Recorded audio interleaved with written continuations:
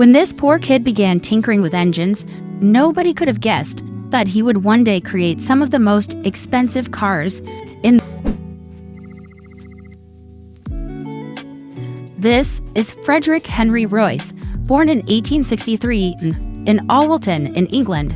Henry was the youngest of 5 children. His parents, James and Mary, ran a flour mill. James had followed in his father's footsteps, but he lacked business skills. Profits were meager, and for many years, the Royce family lived in poverty. Things got worse, and in 1867, they had to file for bankruptcy. Hoping to carve out a better life for themselves, the family moved to London. By this time, the 4-year-old Henry already had his first job, a bird scarer on a local farm. His pay? 6 pence a week. Then, in 1872, disaster struck again. Henry's father passed away. Now all the children had to chip in to make ends meet, including the 9-year-old Henry. He began selling newspapers and delivering telegrams. Henry's early years of poverty had a profound effect on him, and by the time he turned 15 years, he had completed only 1 year of school. As a young teenager, he began an apprenticeship with the Great Northern Railway Works. His aunt had offered him some financial support, and despite not having a formal education, Henry grasped every opportunity to educate himself, studying algebra, French, and electrical engineering in his free time. But after 3 years, he was forced to quit due to a lack of money. After quitting his apprenticeship, Henry briefly worked at a tool-making company in Leeds, and then for the Electric Light and Power Company in London. In 1882, he moved once again, this time to Liverpool, where he continued to work for the Electric Light and Power Company. His true ambition was to make engineering his full-time job, however. So at 22 years old, he started a business with his fellow engineer friend, Ernest Claremont. They named it F.H. Royce and Company. And for the next few years, they worked around the clock to make electrical components such as doorbells and dynamos. The company kept expanding, and by 1894, they were already making electric cranes too. But Henry's interest started taking him somewhere else: motor cars. While Henry Royce plays a vital role in the Rolls-Royce story, the brand's name suggests there's also another person that we shouldn't forget. And that person is Charles Stuart Rolls. Born in 1877 in London's affluent Berkeley Square, Charles Rolls was the youngest child of Lord and Lady Langattock. Having developed a passion for engineering from very early on, he went on to study mechanical engineering at Trinity College in Cambridge. Charles knew how to stand out, having gained a reputation for tinkering with engines. He earned himself the nickname Dirty Rolls, and during his studies, he was the first undergraduate to own a motor car after having traveled to Paris to buy a Peugeot Phaeton at the age of 18. At the time, this was extremely unusual, as most people hadn't even heard of cars yet. After graduating in 1898, Charles began working on a steam yacht and then at the London and Northwestern Railway. He was more interested in motoring, pioneering, and salesmanship, however, and with financial support from his father, he opened one of the first car dealerships in Britain in 1903. He named the company C.S. Rolls & Co. And for the next couple of years, he dedicated himself to importing and selling Peugeot and Minerva cars. Business was booming, and Charles used the money to fund his sporting activities. Besides being an avid motorist pioneer and racer, he was also an eager aviator. And as you can guess, both of these hobbies are anything but cheap. Unfortunately for Charles, however, his lifelong passion would eventually cost him more than just his money. When running his company, F.H. Royce & Company, Henry became increasingly interested in motor cars. In 1901, he decided to improve a second-hand 2-cylinder Decauville car that he had bought. But he wanted more, and so he decided to build a car on his own.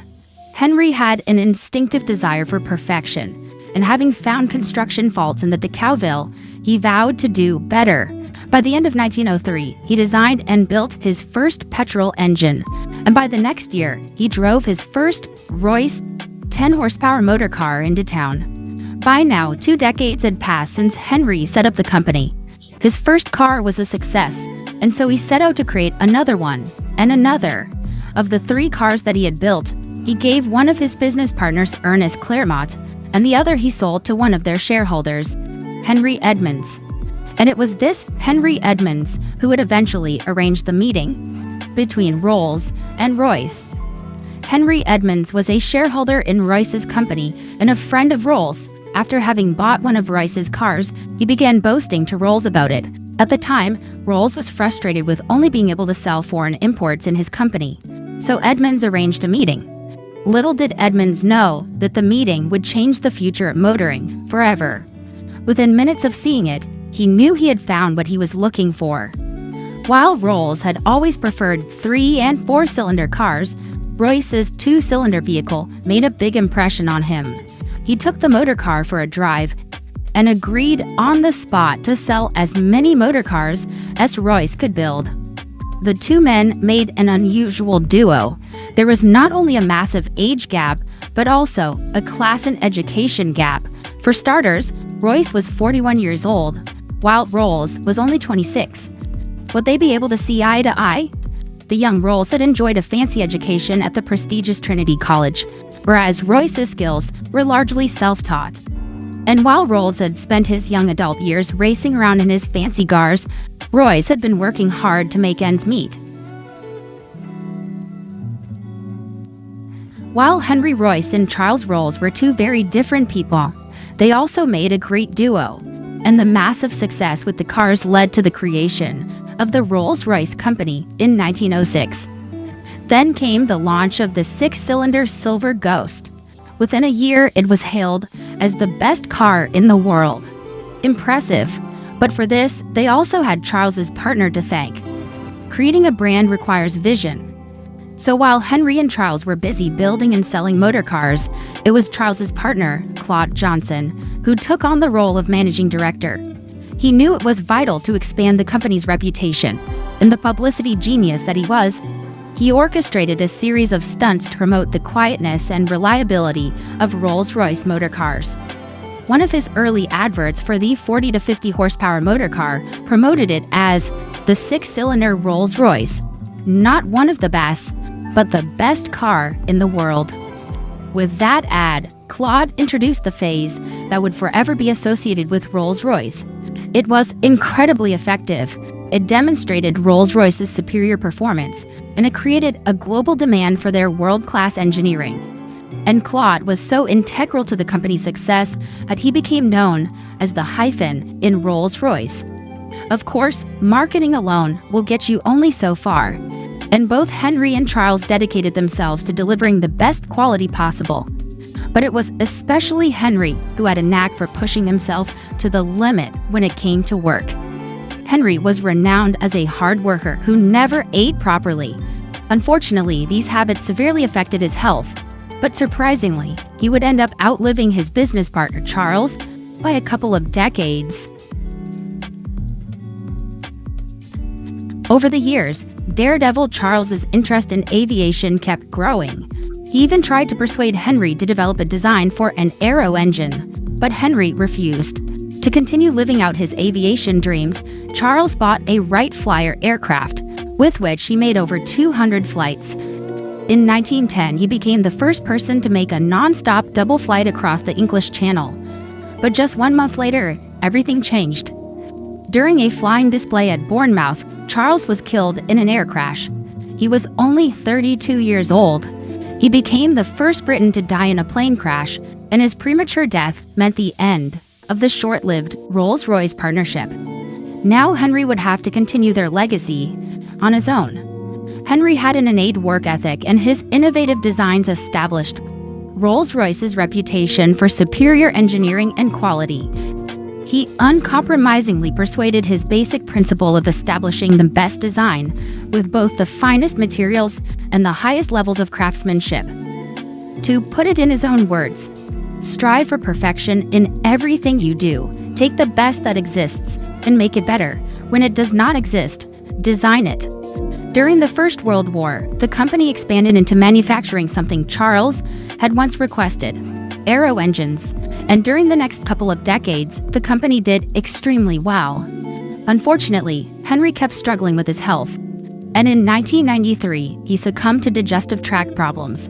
His death had been brought on by his early years of poor nutrition and a lifetime of overwork. He had spent much of the last years of his life as a semi-invalid, but that didn't stop him from working, though. His never-failing enthusiasm and dedication to engineering prevailed, and he continued to work until the very last moment. Literally, his last sketch was made from his deathbed, a few hours before he died. He was 70 years old.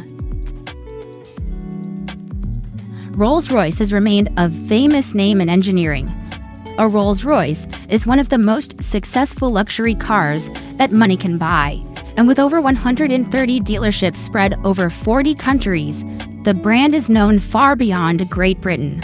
Currently, Rolls-Royce is owned by BMW, and the brand is still primarily known for producing some of the most expensive cars in the world, such as the Rolls-Royce Cullinan, Ghost, Phantom, Wraith, and Dawn. Torsten Müller-Othfos has been the CEO since 2010, and his reign has proven to be essential in the company's success. But it's the vision of Sir Henry Royce and Sir Charles Rolls that truly made Rolls-Royce what it is today. A symbol of pure and unadulterated wealth. Something tells me the two men would be proud. Had you already heard of the many people involved in Rolls-Royce's history? And what would you like to add to the story?